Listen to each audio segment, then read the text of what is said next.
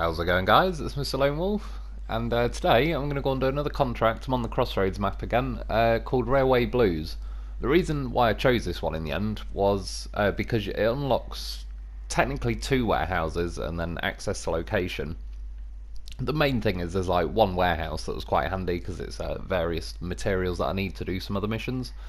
Yeah, so for this one, setting off from the Crossroads garage, going over there to grab a trailer, and then down to here, there's actually a rail section I'm going to deliver. Someone said, and I agreed the other week, that I've not seen a mission yet that needs the rail section, but yeah, this is the one. It's a 5-slot piece of cargo, so you're going to need, yeah, at least like a semi-trailer type thing with a saddle low. A ramp flatbed won't do it. And then I'm sort of going to cut across the bottom of the map, but then kind of cut up the middle, cross that lake a little bit, and yeah, head to the entrance that way. That's what she said. Yeah, and for this one, I've got the Derry, whatever it's called, Derry Longhorn, something or other. The three something, not 4 something. Yeah, in the end, it's not. I was still able to do this mission with it. It probably wasn't the best choice. Just a crane would theoretically be handy on this mission, but it's not needed. I'll sort of show you at the end how I kind of got around it. And yeah, obviously got a goddamn horse with a vehicle with me. I'm only keeping him like the loaf's on the back, but it's scuffing on the tyres a little bit. I just wanted to try and keep it on the back of the Derry until I get to the trailer store and then get a trailer, reverse the loaf onto it. But yeah, at the minute the tyres are actually catching like the rear tyres of the Derry, and you can see there's one thing I did notice tonight with the Derry. It's a nice heavy truck, which I like in terms of just the weight that it's got. It feels like there is actually something there to it. But it is a little bit of a beast for kind of racking up not engine damage, just general damage, suspension, tyres. Just as you're driving along the road, it does take some pretty fat hits. And I was in an hour in between which Derry to use. I went for this one in the end. It's got 52-inch tyres, whereas the normal, or the other Derry, like with the 8 wheels and the rear steer, has got 50-inch tyres. And then I just wasn't sure if the engine power of that other Derry would really do the trick.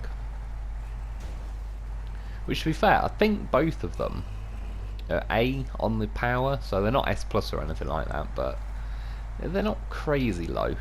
I mean, again, at some point I will pick another mission and I'll use the other Derry.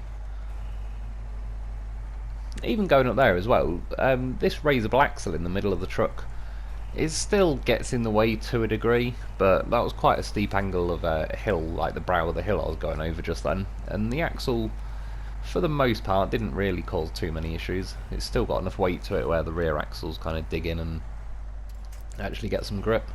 This goddamn horse, he dived off when he seen the weight was shifting. He knows what he's doing. So yeah, that idea didn't go too well in the end anyway, so stuck a winch to the loaf, will tow him the old-fashioned way. You can see though, I've already burst a tyre on this thing. I think particularly the front takes quite a bit of hits because there's kind of like, I think a lot of weight is in the cabin and all the rest of it. And yeah, it's kind of propped out on the front. Although, saying that, the loaf just then took some little hits. And it's pretty rare that that does, especially at that sort of speed. That was one of them where it's just sort of a bit trollish. You kind of hit the ground, but not that hard, and then it just starts, yeah, exploding. Yeah, again, that's what she said. Got to the trade store. I left this little bit in just to kind of remind myself to mention the turning circle on this truck is, yeah, I was trying to actually think, it's probably getting on to be as bad as the twin steer, twice, oh no, yeah, just the twin steer too used to using Fox's mod. So yeah, about a 5-point turn later. Edit that bit out. I just spawned a maintenance trailer to fix myself up, refuel myself. Spawned a saddle low step deck trailer, and then there was a pay star just behind me. I used the crane just to lift it onto this trailer. I could have messed around and like reversed at it and bumped the back end up, but yeah, I literally had a crane behind me. And then now heading off to the railway terminal in the bottom corner of the map, which, like I said, it's yeah, a railway section I've actually got to do for this mission. It's weird because when it's on the trailer, it says it's a 5-slot piece of cargo. It doesn't really look like it. It looks more like a 4-slot, but I believe it is counting as a 5 slot. I think it will hog all of the room on this trailer, but yeah, seems a little bit excessive. I reckon they should have just made it a 4 slot, but they probably did that so, I don't know, we can't use the ramped flatbed or something. Or even, yeah, the twin seater, speaking about it, as far as horrific turning circles go. If it was a 4 slot piece cargo, the twin seater would be able to have it as well. I'm going along now. This thing was picking up a decent enough speed. It's got like the highway set of gearboxes. I, for some reason, thought at least the other Derry had the lower set of gearboxes, but it suits me fine. I like my high range gears. Yeah, I think I got into about 7th out of 8th going down that road, so not too bad. At some point though, it did hold me back to where it was just easier to smack it back into high gear and yeah, go that way. At least you get a nice bit of torque in high gear. You can see a piece of rail already on like the loading platform. I just spawned that earlier to look what was going on. You can kind of see when you select the cargo, it's got little boxes underneath the cargo to kind of tell you how many slots of the trailer, etc. it'll take up, and yeah, definitely a 5 slot, which you can see though on the trailer now. It sort of looks like there's a bit of room in front of it and at the back, so I think it's longer than it looks.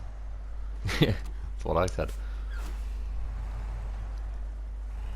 At least this trailer is not a pain in the arse to reverse like the ramped flatbed. And we're away. It's pretty simple mission flying in there.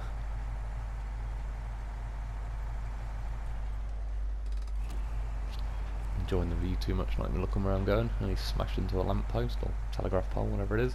And then now, when I got onto this mud, you could tell pretty quickly that compared to various other vehicles, say like, I don't know, the Voron, the Taiga, Dolphin, I'm thinking of stuff in high range gears. The Zix is obviously like a powerful truck as well, but it's in the lower gears. Yeah, you could see as soon as I went from the road to the mud. Once you get this truck wound up in high gear, it's not bad for keeping its pace, and it's got plenty of torque in high gear and all the rest of it. But it's definitely a little bit more awkward than most other vehicles I've driven recently, where it's not that keen to get into high gear in the first place. Sometimes I've noticed it's best to sort of go into high gear, then drop back down to auto, and then straight back up into high gear, so when you drop it in twice, it kind of gets the message and starts ploughing along a bit quicker. But you can see, once I'm wound up in high gear, even going along now, it's keeping its rhythm going. Sure, yeah, I was going to say, I think it lost its momentum at one point. I may have been blipping the throttle there as well, I can't remember 100%, but there's a fair chance I am. But I quite like doing that with the high gear, just sometimes it gives you a little bit more speed than you'll want, but again, the torque is there, that's the big difference. So when I actually squeeze the throttle, it gives you the power that you've paid for. You've got the biggest engine in the game, I want access to all the rev range, all them horses. It's one of those vehicles as well, it's actually, I wouldn't want to go that speed constantly, but even in the auto gears, it's quite a nice vehicle to just watch tick along. And in the auto gears, I think it was getting into like first or second, whatever it was enough pace that it wasn't horrifically slow, like it's crawling along at 1 mile an hour. Again, if I can get it into high gear, I will. And then now's where I was veering off, apologies, there's a tiny little glitch there, just veering off that road though, kind of cutting across the middle of the map, instead of just following the same road along the bottom of the map, and just because in recent videos I've kind of gone that way anyway, so just to vary the footage a little bit. Yeah, climbing over like the hump of that hill for the rail tracks. The raisable axle on this truck actually handled it alright, but yeah, the trailer sits pretty low, so I think it got caught on the rails and kind of bounced up and around. It started to rotate around, but it didn't have time. And then now, this is a bit of an awkward bit of terrain. I came through the other day and something. And to be fair, now, I probably should have just reversed and gone off to the right of the screen, but I fancied my chances kind of balancing down the middle of this hill. And I knew, yeah, wait, like, the second it started shifting to the right, I knew I'd screwed it up, but drop the hammer, fingers crossed, hope for the best. Because if I just stopped dead, I would have just tipped over completely anyway. Yeah, it almost rolled me, but not quite. I'm still on my wheels.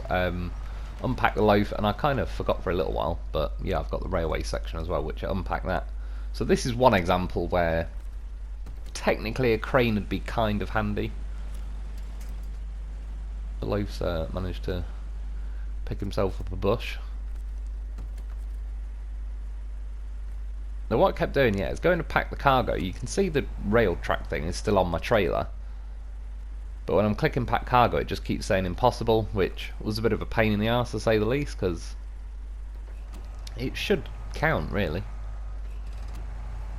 So essentially I was just sort of reversing backwards and forwards. There's trees in the way here, which I couldn't build enough speed up, but it would have been nice to kind of ram into them and get one out of the way, because I sort of need to stick level at the bottom of this little hill that I've, or the opposite of a hill actually, that I've got myself into. I don't know if that showed up in the recording, but someone driving past me, I was honking the horns, right? Road rage incident going on outside. It's fucking traffic everywhere as well. Must be digging the road up again. Yeah, reverse the Lo4f up there. What I was going to do was attach a winch from the Lo4f to the trailer and just kind of shift it around, get it a bit more level, but for whatever reason the game periodically is a dick when it comes to winches, and it wouldn't bring any of the winches of my truck or the trailer up. It was just various bushes around the map that I could grab that'll just pop out of the ground instantly. Anyway, thankfully I kept sort of driving backwards and forwards. I don't think there was really much of an edit going on there, but got the trailer level enough. The cargo just kind of jiggled onto the trailer enough to actually let me pack it. So yeah, jumped the Lo4f back on there. Stuck a winch from the Derry to that tree that you can see kind of shivering around. It's not liking the weight. I mean, the Lo4f looked goddamn professional. I jumped him on the trailer sideways. By the time I've driven up that awkward hill, he somehow rotated himself around, facing the right way. So I could click pack vehicles. He's on. He's good to go.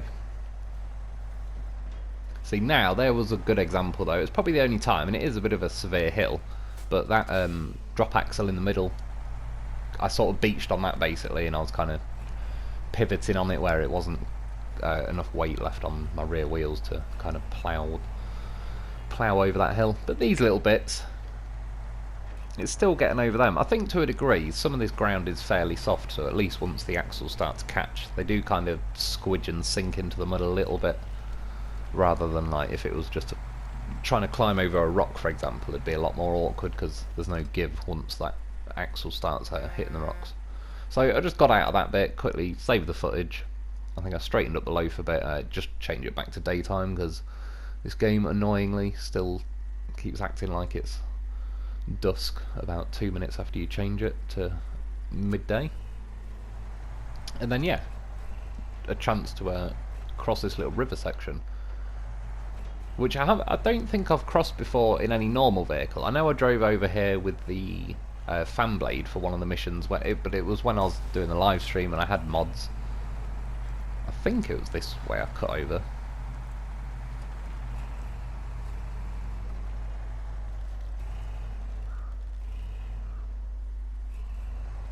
It's more distracted. I thought those seats were tree stumps, so I didn't even want to risk swerving over because yeah, we get caught on them.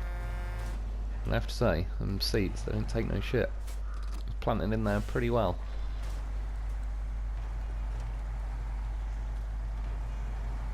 So I was looking with the map, and yeah, this bit I'm driving across, even though you can see how slow the steering is.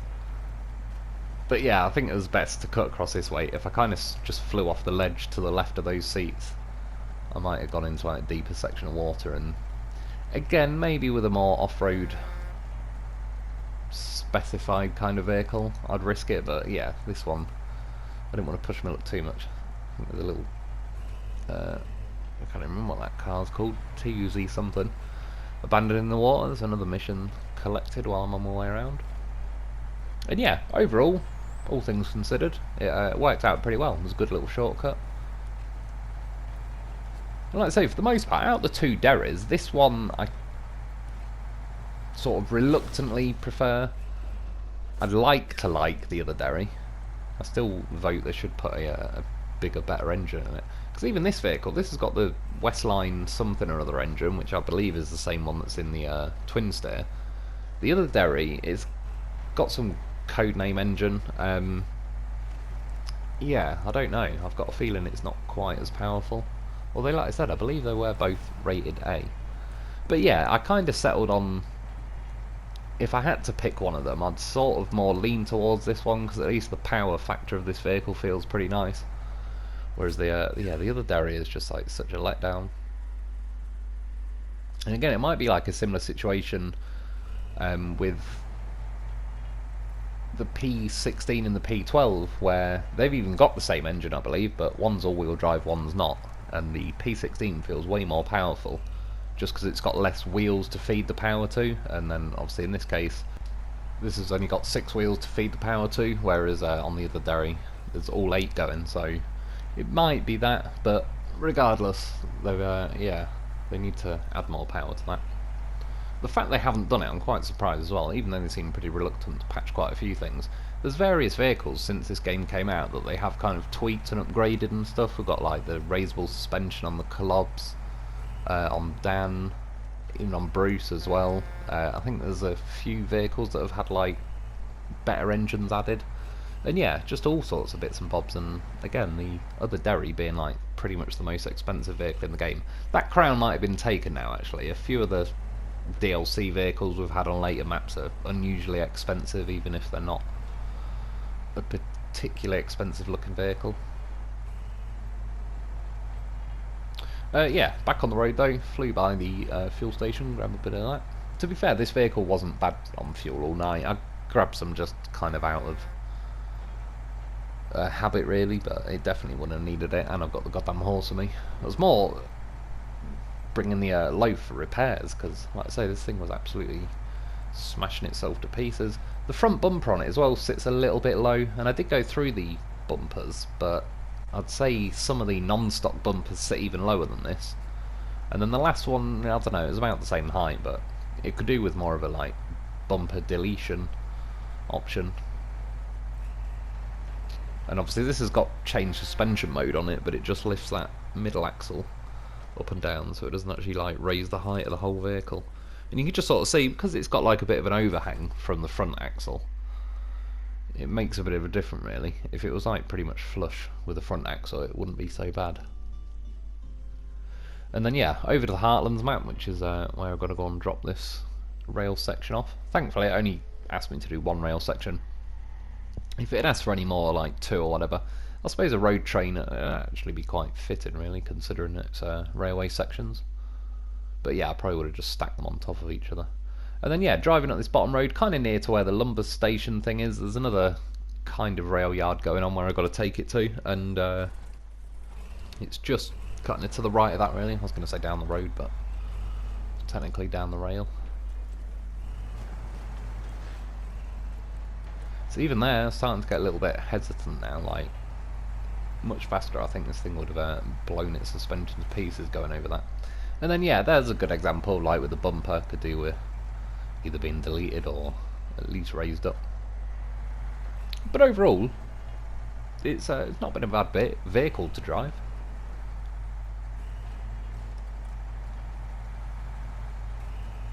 Like that bit of wood there, it's like the sketchiest non-bridge ever. It's worse than just not being anything there.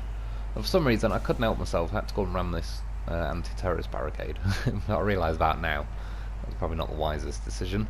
So yeah, kind of deleted what, my suspension, is that gearbox, an engine? Oh no, fuel tank I'd imagine.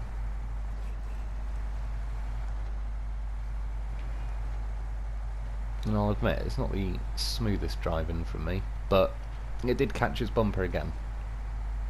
What I will say as well, not the smoothest driving, definitely not, I agree with that, but because the steering is very slow on this, it's one of them where I am actually reacting in X amount of time, but the steering just feels like it takes a while before it even kicks in, so everything feels a little bit slower than other vehicles would normally react. Bit of interior view.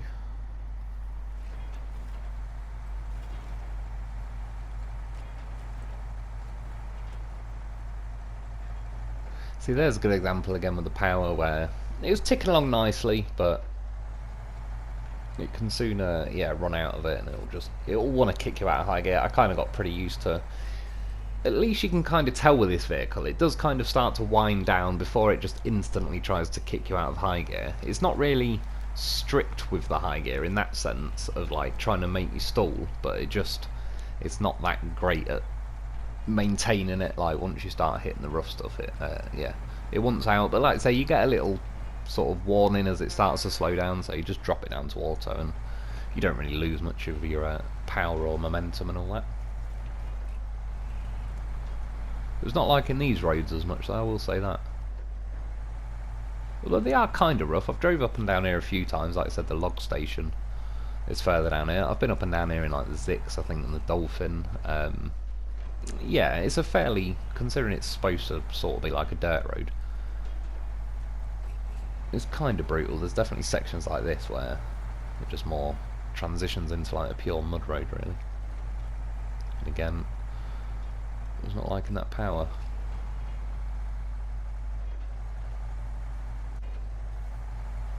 Apologies, another little glitch there. I'm going to have to go through, try and free up some memory.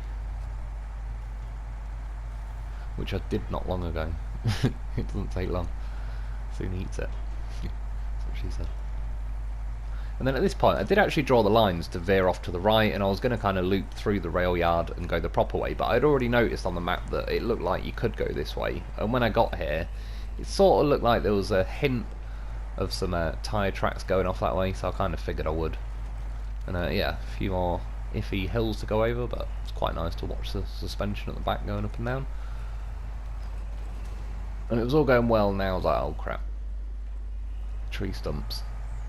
And then I don't even know what tree stump I hit at this point, because I drove forward and then I reversed, and for some reason when I reversed I'm now hitting a tree stump. So I kind of panicked, floored it, went forward, ended up going a bit wide for getting to where I need to drop this off, but yeah, really didn't want to get stuck on tree stumps like 5 meters from where I got to drop this stuff off. I was thinking now everything's going great. Bump that round, I'm touching the box, that's what she said. Click on it, go to deliver it, it's like, what do you mean no? And then I seen that little red message at the bottom, which I can't read now because it shrinks the screen, but something along the lines of like, no cargo detected or whatever, manual load into the zone. And it's like, oh no. Which, again, is like, yeah, that's where a crane would have been ideal. Although I wasn't really too keen on the idea of that anyway. So, fingers crossed. I was hoping I had a plan. Plan B. See, that's why you get yourself a loaf. When you got a loaf, there's always another plan. Yeah, so it wants me to manually load it into the zone, but I was thinking, technically, how would the game know it's in the zone? Like, as long as it's in the zone, I know this is like terribly explained, but it shouldn't know whether it's on my trailer or not. So drove forward a little bit, I was just testing how far I could go before that cargo management button disappears. Reverse a little bit, thankfully it activates it like wider than that little yellow square. So yeah, hover the rail piece kind of over where you got to drop it off, unpack the cargo, go back into the cargo management, and then it accepted it, and yeah, that was it. Job done, mission in the bag. I think it was about 8,000 money for doing this, but yeah, it's not amazing, it's not terrible. But this was the main reason. It was the access to location and then access to the warehouse. And again, it says 2, I'll show you where they are. So the main one is this yard here. You've unlocked like this little railway, it says storage or something. But it's got solar panels, the drilling spare parts, which I need them to clear like a river blockage. I've been wanting to do that mission for a little while. The second location is here, just in the same rail yard, and it's basically, it must be a bit like a harvesting mission. And then the third location, or where access to warehouse, is I'm on the Heartlands map, so it's unlocked like a farming field over that side. So 2 of the locations, I'm here now at the other one, just accepting that. It's called like grocery store or something, but it gives it like a Russian railway name when you're here. But yeah, that's it's basically another farming thing and then supplies for some other stuff. But anyway, that's about it for today. I hope you enjoyed, I hope it helps. Thanks for watching, thanks to my Patreon members. Get yourself a loaf because he's goddamn professional, and I'll be back soon.